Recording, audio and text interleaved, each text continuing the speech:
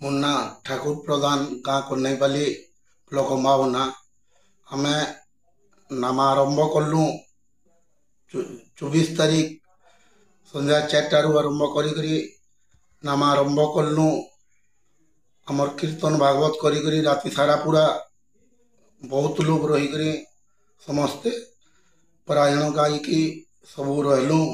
तार परे सकाल के गाधी बुड़ी गाँ माँ समस्ते पाख अंचल लोग आसिक कीर्तन पार्टी मान आसिक नाम आरंभ कलु आमे।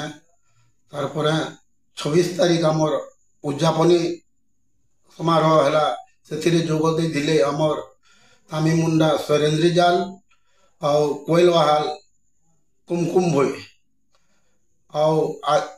रात्रि तार माने 2 बजे तक आमर ताकर प्रसाद देकरी बहुत लोग टे तार माने हजार लोग टे समागम होकरी आमे से जिनिस के पुण्याहुति कलनु। रात्रि 2 बजे तक आमर सरला। आज 27 तारीख भी आमर गाँव टा पूरा लुगा मय होकरी गाँ जाकर समस्ते गाँ खोली तार माने आमर गोटे यात्रा बाई हमको आज भी लगुचे।